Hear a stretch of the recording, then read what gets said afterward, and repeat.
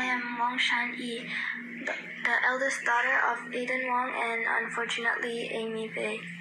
As you can see, I'm alone in the room, and I will be talking about the abuse we endured from Amy. First and foremost, in Singapore, she would drink until she was drunk almost every night, and then she would come to our room and trash our room completely until everything was broken and there was a huge mess. Then she would yell at us and sometimes even hit us for little to no reason at all. Then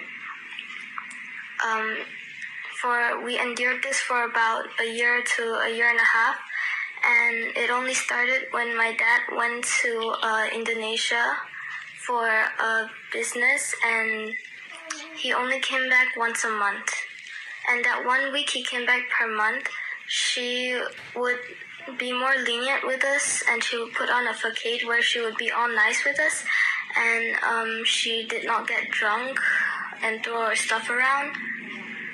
But this was only when our dad came home once a month, so it was completely fake.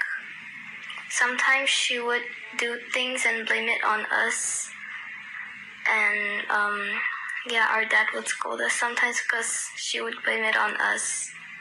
And this year she continued, and my dad went out for business quite often, so she would still verbally and physically abuse us. Towards me, it was more verbal. She would say hurtful things to me, like, it would be better if your friend was my child. Life would be easier. And she would be more physical with my brothers, like throwing her slippers at them. And she would constantly fight with my dad. So my dad booked a 2-week Taiwan trip for all of us to reconcile with each other. But when we were going down the night market a few times, she would hold on to my little brother because each of us were assigned to a parent or a grandparent to look after us. And then my dad would be in one of the stores buying some mooncake or something, and then she would completely leave my brother on the road and let him run off there, and he almost got hit by multiple motorcycles and cars. So that was quite serious, and we confronted her about it, and she told us that it wasn't her fault because she was looking for something to eat. She stopped drinking and trashing our room when she came to Indonesia because she got pregnant here, and when you're pregnant, you're not supposed to drink. But she would never eat with us in Singapore either. Like, families are supposed to unite and eat together because to spend time together, but she would isolate herself in a room and not even acknowledging us when we come home from school. So she will only sit down at the table with us finally when my dad came home once a month. But even then, she would not talk with us at all. She would still be on her phone all of the time. And one time, I was buying a jacket that I needed for school because it was rainy season and it was really cold. And when my grandparents brought me out to buy a jacket, because she never brings us out of the house other than school, she never plans any fun activities with us. She just stays in the house all the time, never considering to even take us shopping. Then when my grandparents bought me the jacket, she lashed out at them and she screamed at me until I cried. basically telling me, why are you spending Teman-teman, hari ini kita kembali membahas kasusnya Ami. Di depan video tadi ada video tentang pernyataan dari anaknya yang menceritakan kelakuan Ami di kala itu. Ini kita harus berpikir lebih dalam lagi. Kita harus lihat backgroundnya Ami dan suaminya sebelum terjadi masalah ini. Mereka rumah tangga yang baik-baik saja. Dan masalah ini mencuat dikarenakan hadirnya pihak ketiga. Ketika pihak ketiga hadir, pastinya rumah tangga menjadi keharmonis. Pasti sering terjadi pertengkaran dan lain sebagainya. Ditambah lagi, saat Ami hamil, mereka udah menjalin sebuah kedekatan. Kalau kita melihat dari cerita-ceritanya yang beredar di media massa. Karena saat ibu Ami mau melahirkan, 3 minggu sebelum melahirkan, dia mendapati chat mesra dari suami dan si TE itu. Nah, pastinya mereka sudah menjalin hubungan sebelum ibu Ami melahirkan, sebelum 3 minggu itu tadi. Pasti jauh-jauh hari udah menjalin sebuah hubungan. Nah, tentunya hal ini adalah menjadi biang kerok terhadap hubungan suami istri yang menjadi bermasalah. Rumah tangga ini sudah kemasukan pihak ketiga, pasti terjadi benturan-benturan. Ditambah lagi yang kita lihat pihak ketiga adalah seseorang yang suhu, yang memang ahlinya di hal-hal yang begitu karena track recordnya pernah terkait dari kasus prostitusi. Nah, kalau kalian lihat di video saya yang kemarin itu tentang masa lalu TE, pasti kalian juga sudah tahu. Tambah lagi IG-nya juga, foto-fotonya juga seperti itu. Di IG itu banyak sekali nama-namanya dia. Kemudian kemarin kan sudah saya tunjukkan di akun yang mana yang ada foto-foto vulgar itu. Nah, layakkah TE yang seperti ini kemudian dibela mati-matian oleh si cowok? Ya gimana nggak bela mati-matian, karena si cowoknya udah terpengaruhi ilmu dari si TE ini. Jadi si TE ini menjalin hubungan dengan si cowok ini nggak lomboan. Ada sesuatu yang membuat si cowok ini bertekuk lutut, yaitu adanya bisa susuk, bisa jumpa jambu dan lain sebagainya. Dan dalam penglihatan saya saat memprediksi itu, orang yang sudah menjalin hubungan TE dengan TE akan sangat sulit untuk berpisah. Karena apa? Pelayanannya itu luar biasa. Ditambah lagi, memang ada susuk di daerah itunya. Jadi Jadi kayak yang namanya laki-laki diservis seperti itu. Ditambah lagi ada ilmu peletnya, tentunya semakin kelepak-kelepak. Sekarang kita fokuskan kepada anaknya Ibu Ami, anak sulungnya yang lagi gencar-gencarnya di media sosial. Yang namanya seorang anak seharusnya jangan dilibatkan di dalam masalah-masalah orang dewasa seperti ini ya. Andai kata memang terjadi misalnya kekerasan di dalam rumah tangga terkait anak-anaknya, kan anak-anaknya ini tinggal sama kakek neneknya ya. Harusnya kakek neneknya inilah yang speak up di media sosial, bukan anak-anaknya. Karena anak-anak ini nanti bisa menjadi trauma karena hujatan dari netizen.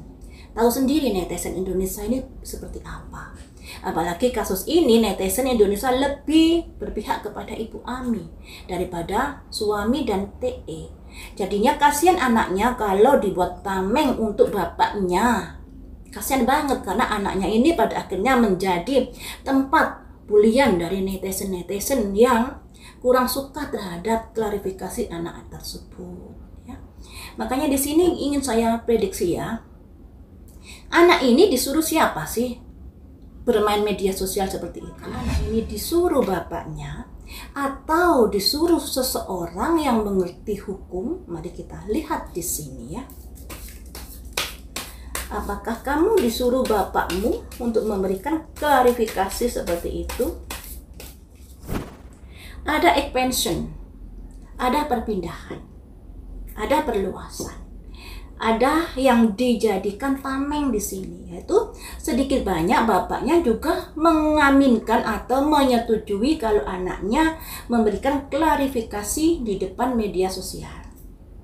Selanjutnya, apakah ada orang yang ngerti hukum yang menyuruhnya atau memberikan saran-saran untuk melakukan hal itu?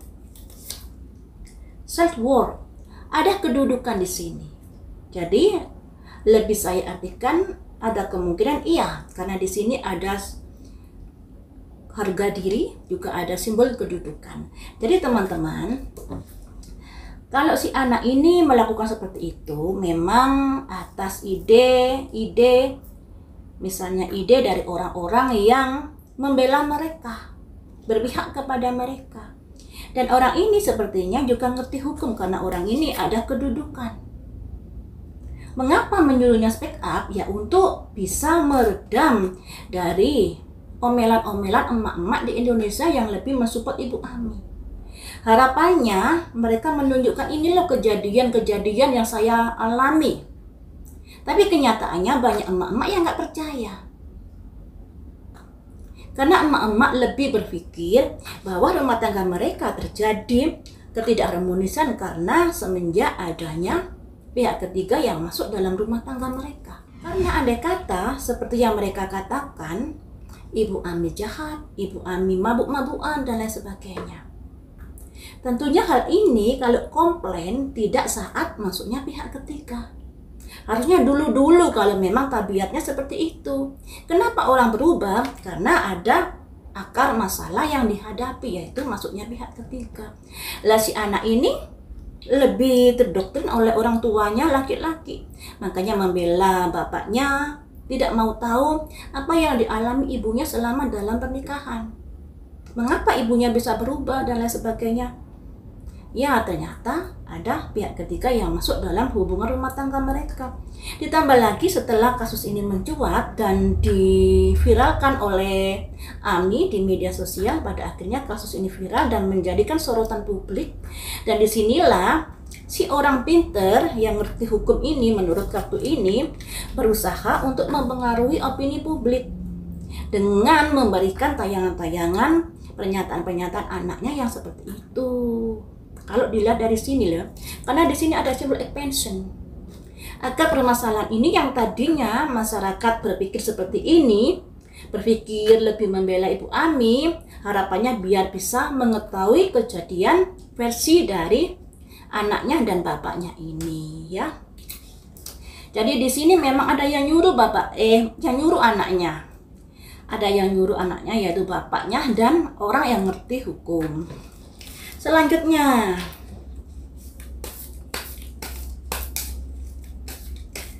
kita gali lagi.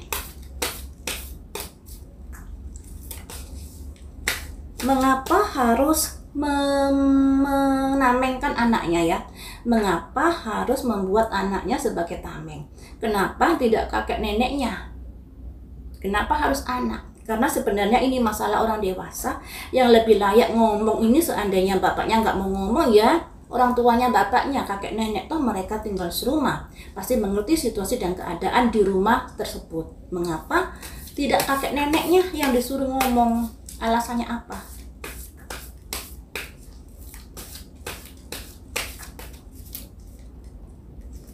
Alasannya, ada sebuah kesalahan.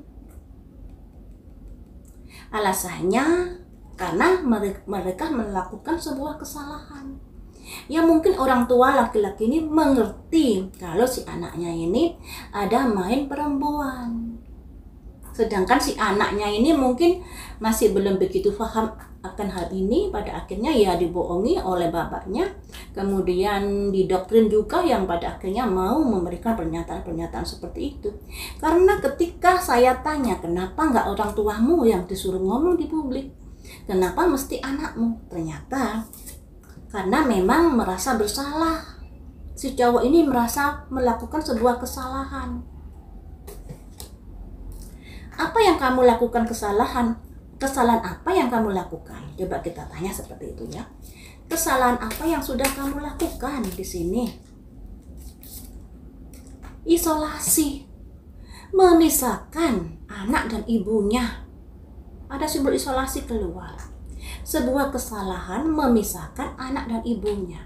Jadi bapak ini sebenarnya mengetahui kalau apa yang dilakukan itu adalah sebuah kesalahan, mengisolasi atau membatasi hubungan anak dan ibunya, menjauhkan anak dan ibunya.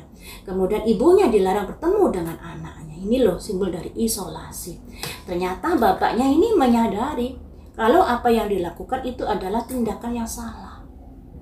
Dan untuk saat ini dia nggak mau melibatkan orang tuanya, karena orang tuanya juga menyadari kalau perbuatan si anak ini salah. Ya. Selanjutnya, tapi yang nggak tahu lagi nanti yang namanya orang tua kan sedikit banyak pasti membela anak kandungnya ya. Kemudian kita lihat di sini. Apakah kamu melakukan semuanya itu setelah mendapatkan bisikan-bisikan indah dari TE? Ada simbol soulmate. Ya, setelah menjalin hubungan dengan TE. Jadi perubahan suami ini mengalami perubahan sikap yang drastis kepada Ami karena ada pengaruh-pengaruh hubungan dekatnya dengan TE. Ada simbol soulmate di sini. Selanjutnya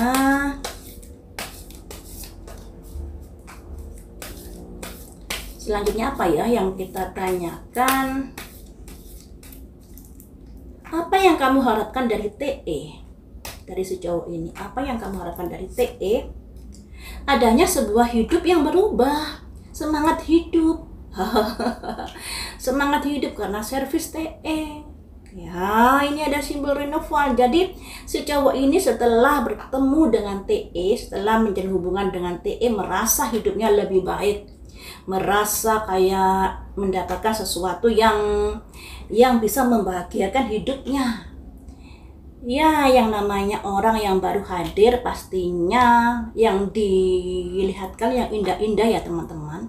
Lain kalau sudah berumah tangga pasti ada masalah-masalah yang mereka hadapi. Sedangkan kalau masih dalam hubungan pacaran tentunya mereka masih tidak berpikir sejauh itu. Hanya yang dipikirkan adalah bagaimana saya bisa bersama, angan-angan yang indah dan lain sebagainya. Tidak berpikir ke depannya hubungan ini seperti apa efeknya buat kehidupannya mendatang. Kemudian, mengapa kamu berpikir dengan TE kamu mendapatkan semangat hidup, mendapatkan hidup yang berubah, yang lebih indah? Mengapa? Karena apa? Karena ada semacam keyakinan di sini. Oh, jadi si cowok ini yakin dengan pilihannya bersama TE. Yakin, ada simbol fight. Yakin. Apakah kamu tidak merasakan keanehan di dalam hubunganmu dengan TE?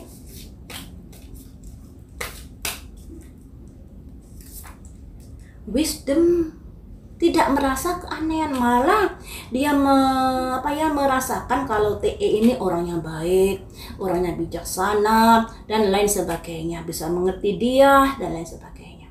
Di pikiran dari si cowoknya itu seperti ini. Ke-8 kartu ini bisa diartikan bahwa si anak ini memang sengaja ditampilkan di publik untuk bisa menjadi tameng dari masalah bapaknya dengan TE juga dengan Ami. Mengapa harus anak yang dijadikan tameng? Mengapa tidak orang tuanya?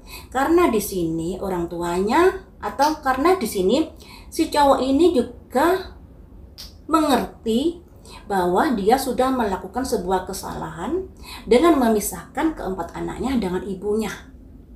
Nah, ditambah lagi dia juga mengakui atau secara hati nurani mengakui kesalahannya karena memang ada wanita lain di dalam hidupnya.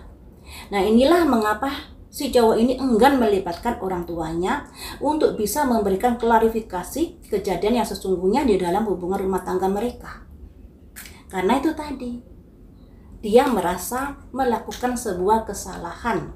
Jadi si cowok ini sebenarnya merasa melakukan sebuah kesalahan. Kemudian dari kartu yang bawah ini, ketika saya tanya, apakah kamu mengalami perubahan seperti itu setelah menjalani hubungan dengan TE, ada simbol soulmate. Iya, merasa ada kecocokan dengan TE. Merasa TE bisa membangkitkan semangat hidupnya, membuat hidupnya berbunga-bunga. Ya. Nah, kalau membuat laki-laki berbunga-bunga memang itu keahlian dari TE. Dilihat dari rekam jejaknya yang seperti itu. Nah, si laki-laki ini juga yakin hubungannya dengan TE ini bisa baik-baik saja. Dan dia merasa TE ini adalah orang yang baik banget, orang yang bijaksana banget seperti itu. Nggak taunya si TE ini ada unsur guna-guna ternyata dalam hubungan dengan si cowok tersebut, ya teman-teman. Nah ini kalau si cowok ini tidak segera disembuhkan, tentunya akan semakin dalam hubungannya dengan TE, dan itu bisa merusak hidup dari si cowok tersebut. Kenapa orang memelet dia? Karena melihat background dari latar belakang si cowok tersebut yang memiliki kehidupan yang mapan.